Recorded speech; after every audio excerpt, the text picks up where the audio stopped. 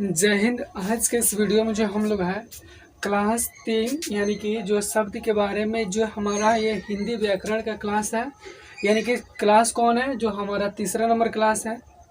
ये जो है इसमें इस क्लास में जो है हम शब्द के बारे में पढ़ेंगे, जिसमें आप चाहे इंटरमीडिएट के एग्ज़ाम दे रहे हो या बिहार बोर्ड मैट्रिक का एग्ज़ाम दे रहे हैं, ये हर एक क्लास के लिए जो इम्पोर्टेंट है।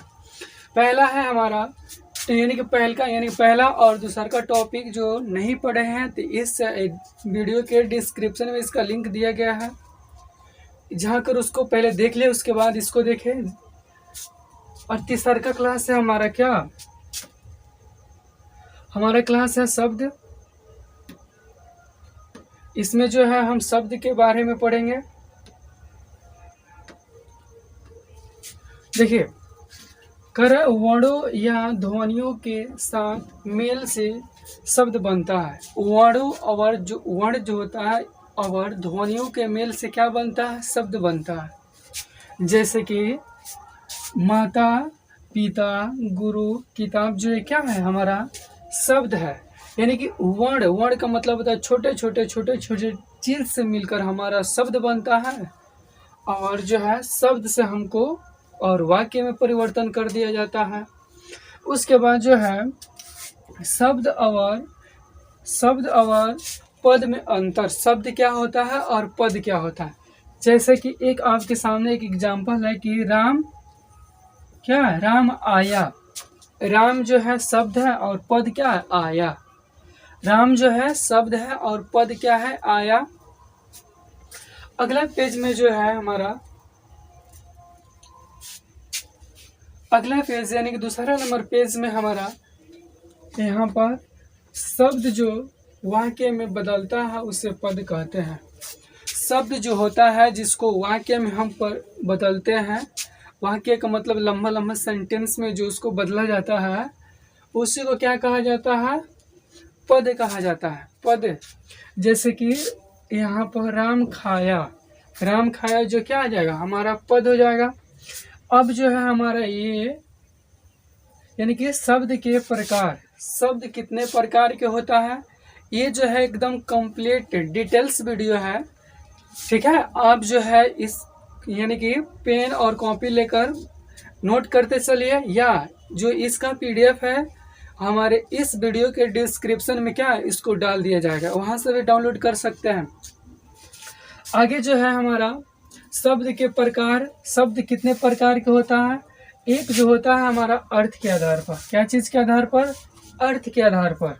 शब्द कितना प्रकार का होता है, तो 1 2 3 4 यानी कि 4 प्रकार का होता है जो इम्पोर्टेंट है। जैसे कि उसके बाद जो देखे पहले, जैसे कि शब्द के प्रकार जो है पहला है अर्थ के आधार पर, और उसके बाद दूसरा का हमारा है उत्पत्ति के आधार पे। इसके जो अब नेक्स्ट पेज पर चलेंगे इसके बारे में एकदम डिटेल्स से पढ़ेंगे, ठीक है। उसके बाद जो है रूपांतरण के आधार पर, रूप के आधार पर, और चौथा नंबर है हमारा बनावट के आधार पर। यानी कि शब्द जो होता है, शब्द जो कितना होता है, 4 गो भेद होता है, ठीक है। पहला का होता है अर्थ के आधार पर, दूसरा का उत्पत्ति के आधार पर, तीसरा का जो होता है रचना या बनावट के आधार पर, और चौथा जो होता है रूपांतरण के आधार पर होता है। आगे जो है अगला पीस पे देखिए, ये जो है पहला है यानी कि अर्थ के आधार पर शब्द के प्रकार। अर्थ के आधार पर शब्द के प्रकार।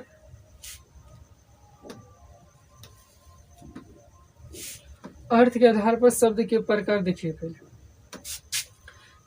जैसे कि एक होता है सार्थक शब्द। सार्थक शब्द का मतलब क्या होता है, ऐसा शब्द जिसका निश्चित अर्थ हो।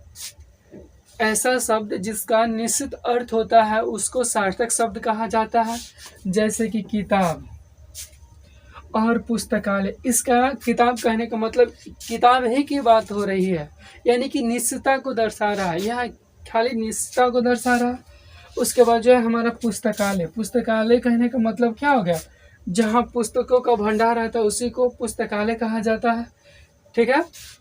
उसके बाद जो होता है दूसरा का नंबर में जो है निरर्थक शब्द। निरर्थक शब्द का मतलब क्या होता है, शब्द ऐसा शब्द जिसका शब्दकोश में यानी कि डिक्शनरी में कोई अर्थ ना हो, इसका जिसका कोई अर्थ ना हो, उसको उसको कहा जाता है निरर्थक शब्द। जैसे कि वाना, घरवा, मटकना, ठीक है, आदि जो है। जैसे कि हम घर पर जाते हैं, घर पर जाने के पश्चात जो होता है हम बोलते हैं कि खाना वाना है, यानी कि खाना, यहाँ पर वाना, खाना जो है ये हो गया हमारा शब्द, और ये वाना जो हमारा क्या हो गया, यानी कि ये दोनों शब्द है, ऐसा नहीं कि नहीं है।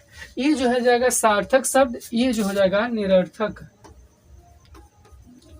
निरर्थक शब्द, सार्थक शब्द और निरर्थक शब्द। खाना वाना है यानी खाना जो हमारा सार्थक शब्द हो जाएगा, और निरर्थक शब्द यानी कि निरर्थक जो हो जाएगा अनुमाना जो हमारा निरर्थक शब्द होगा। यहाँ तक ले कंप्लीट हो गया। अगला पेज में चलिए। अगला जो है उत्पत्ति के आधार पर, उत्पत्ति के आधार पर जो शब्द के प्रकार होता है, पहला होता है तत्सम। तत्सम क्या होता है, इसका डायरेक्ट कनेक्शन जो होता है संस्कृत से होता है, यानी कि जो संस्कृत में शब्द का उपयोग करते हैं वो जो है हम इसको हिंदी में उपयोग करते हैं, वही होता है तत्सम। देखिएगा, संस्कृत का ऐसा शब्द है जिसका बिना परिवर्तन किए बिना, हम उसमें कोई चेंजेस नहीं कर रहे हैं, बिना परिवर्तन किए बिना उसको हिंदी में हम उपयोग करते हैं। क्या चीज़ में, हिंदी में उपयोग करते हैं, उसी को कहा जाता है कौन, तत्सम शब्द। तत्सम शब्द का मतलब क्या हो गया, जो संस्कृत में उस शब्द को उपयोग किए और उपयोग करने के पश्चात सेम टू सेम उसको हम हिंदी में क्या कर रहे हैं, उपयोग कर रहे हैं, वैसे शब्द को तत्सम शब्द कहा जाता है। जैसे फल, फल को हिंदी में फल कहा जाता है और संस्कृत में फल कहा जाता है। पुष्प, पुष्प का मतलब होता है फूल, इसमें कोई परिवर्तन नहीं किया गया है। अग्नि, अग्नि मतलब आग होता है। कर्पूर, कर्पूर जो हवन में यूज किया जाता है। उसके बाद अश्व, अश्व को कहा जाता है, अश्व में घोड़ा होता है। इसके ठीक विपरीत जो होता है हमारा क्या, तद्भव शब्द। तद्भव का मतलब होता है कर बिगड़े, यानी कि हिंदी के जो बिगड़े शब्द होता है, यानी कि बिगड़े रूप को क्या कहते हैं, संस्कृत के बिगड़े रूप को कहा जाता है कौन, तद्भव शब्द। जैसे कि आग, हम संस्कृत में क्या तत्सम में क्या कर रहे थे, अग्नि, ये बिगड़ कर क्या बन गया, आग बन गया। उसके बाद जो है फूल, यानी कि जो है हम तत्सम में पुष्प कहते थे और इसमें जो है तद्भव में हम फूल कहते हैं। उसमें कर्पूर कहते थे, इसमें कपूर कहते हैं। इसमें जो है कुबड़ा, ये जो है यानी कि तत्सम जो है, तत्सम शब्द के चेंज या परिवर्तन जो बिगड़ जाता है शब्द को, उसी को कहा जाता है तद्भव, ठीक है। उसके बाद जो हमारा आता है नेक्स्ट, यानी कि अगला जो है तीसरा का नंबर देशज। देशज शब्द का मतलब होता है कि अपने देश में जो उत्पत्ति हुआ रहता है उसी को देशज शब्द कहा जाता है। जैसे कि किसी भी देश में कह रहा है, देश के बोलचाल की में पाए जाने वाले शब्द को, यानी कि देश के अंदर जो भी बोलचाल वाले शब्द हैं उसी को कहा जाता है देशज। जैसे कि लोटा जो है हमारा देशज शब्द है, पहाड़ी जो है हमारा देशज शब्द है, डोरी जो है हमारा देशज शब्द है, ये जो है धोती जो है हमारा क्या है, देशज शब्द है, और डिबिया जो है हमारा क्या है, देशज शब्द है। आप इसको कॉपी और पेन कर नोट भी कर सकते हैं, ठीक है। यहाँ तो इसको जो है इस पीपीटी जो है आपके डिस्क्रिप्शन में डाल दिया जाएगा, ठीक है। उसके बाद जो है लालटेन जो हमारे क्या है, देशज शब्द, यानी कि ऐसा शब्द जो हमारे देश में, यानी कि देश के अंदर जो उत्पत्ति हुई है उसी को कहा जाता है देशज शब्द। नेक्स्ट पेज पे चले, यहाँ तक ले कंप्लीट हो गया। आगे जो है उसके बाद आता है हमारा विदेशज शब्द। विदेशज शब्द का एक्चुअल मतलब होता है जिस शब्द की उत्पत्ति विदेशों में हुई है, हमारे देश में नहीं बल्कि फॉरेन कंट्री यानी कि विदेशों में हुई है। कह रहा है जिन शब्द का जन्म विदेशों से हुआ है, यानी कि यह हुआ है, उसी को कहा जाता है किस, विदेशज शब्द, ठीक है, उसी को क्या कहते हैं, विदेशज शब्द कहा जाता है। जैसे कि डॉक्टर, ये डॉक्टर जो शब्द है हमारे देश का शब्द नहीं है, ये जो है विदेश का शब्द है। ये बेंच जो है ये भी क्या है, विदेश का शब्द है। हॉस्पिटल ये क्या है, विदेश शब्द है, विदेशी शब्द है। और उसके बाद जो है आराम, करा, अफसोस, गिरफ्तार, ये जो है विदेशी शब्द है। पूछेगा विदेशी शब्द में कहाँ का है, तो ये क्या है, ये कि पारसी का है, पारसी शब्द है, उसी से हम लोग को मिला है। उसके बाद असर, दुकान, किस्मत, ये कौन सी भाषा के शब्द है, ये जो है दुकान। उसके बाद दुकान जो है देशज, यानी कि विदेशज में जो है ये जो है हमारा अरबी भाषा का शब्द है। कौन सा, अरबी। दुकान आप कहते हैं, दुकान जो है यानी कि अरब देश का शब्द है। उसके बाद जो होता है हम लोग का नेक्स्ट टॉपिक है, यानी कि जो है रचना या बनावट के आधार पर, रचना या बनावट के आधार पर शब्द के प्रकार पढ़ेंगे। देखिए पहला जो होता है रूढ़ शब्द।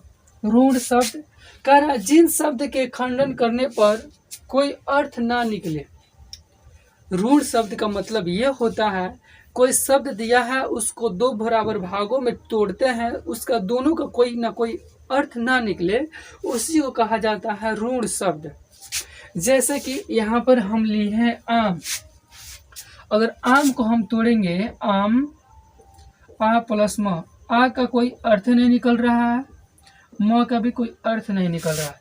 यानी कि जिस शब्द का कोई अर्थ ना निकले उसी को क्या कहते हैं, रूढ़ शब्द कहा जाता है। उसके बाद जैसे में हमारा हो जाएगा नाक, कान, हमारा आँख हो जाएगा, उसके बाद गाल हो जाएगा, आदि जो है हमारे अंग जो है अदर भी शब्द है जो रूढ़ शब्द, जिसको तोड़ने पर उसका कुछ ना कुछ अर्थ ना निकले। यहाँ तक ले क्लियर हो गया। बढ़ते हैं नेक्स्ट पेज पर। अगला पेज नंबर देखिए क्या है। उसके बाद है हमारा यौगिक शब्द। यौगिक शब्द क्या होता है, जिन शब्दों के खंडन करने पर अर्थ निकले, यानी कि जिस शब्द को अगर तोड़ रहे हैं उसका कुछ न कुछ अर्थ निकलता है, उसको कहा जाता है यौगिक शब्द। जैसे कि विद्यालय, विद्या प्लस आलय, यानी कि विद्यालय जहाँ विद्या का केंद्र रहता है उसी को विद्यालय कहा जाता है। उसके बाद पुस्तकालय, पुस्तक यानी कि जहाँ पुस्तकों का भंडार होता है उसी को पुस्तकालय कहा जाता है। इसका कुछ न कुछ अर्थ निकल रहा है। उसके बाद जो है हमारा यौगिक रूढ़ शब्द। यौगिक रूढ़ शब्द क्या होता है, ऐसे शब्द जो साधारण अर्थ छोड़कर, ऐसे शब्द जो साधारण अर्थ को छोड़कर दूसरा किसी का यानी कि विशेष अर्थ का धारण करता है। आप कहने का मतलब एक्चुअल मतलब है, जैसे कि आपन जो है जो शब्द लिखा रहेगा उसको ना बताते हुए ये क्या करेगा, दूसरे को ये दूसरा अर्थ बताएगा। जैसे कि बीणा पानी किनको कहा जाता है, बीणा पानी लिखा है तो ये किसको भाव कर रहा है, सरस्वती जी को भाव कर रहा है। उसके बाद जो हमारा एक अगला एग्जाम्पल है गजानंद। गजानंद किसको कहा जाता है, तो गणेश भगवान को कहा जाता है। उनको लंबोदर भी कहा जाता है। उसके बाद जो है हमारा नीलकंठ। नील जो कंठ किनको कहा जाता है, ये कहा जाता है शंकर भगवान को कहा जाता है। उसके बाद है पीताम्बर। पीताम्बर किसे कहा जाता है, तो पीताम्बर जो है हमारा विष्णु भगवान को कहा जाता है। यहाँ तक के लिए कंप्लीट हो गया, ठीक है। नेक्स्ट पेज पे चलते हैं। देखिएगा जैसे कि अगला नेक्स्ट टॉपिक है हमारा रूपांतरण या हस्तांतरण के आधार पर शब्द के प्रकार। ये जो हमारा रूपांतरण के आधार पर शब्द के प्रकार, जैसे कि एक होता है विकारी शब्द, एक होता है अविकारी शब्द। जैसे कि पहला हमारा है विकारी शब्द, ऐसा शब्द जो लिंग, पुरुष, कारक के अनुसार अपना रूप बदलता है। यानी कि किसके अनुसार, लिंग और पुरुष और कारक के अनुसार जो यानी कि अपना रूप बदलता है उसी को कहा जाता है विकारी शब्द। ठीक है, जैसे कि इसमें क्या हो जाएगा, संज्ञा आ जाएगा, स्वरनाम आ जाएगा, विशेषण आ जाएगा, क्रिया आ जाएगा।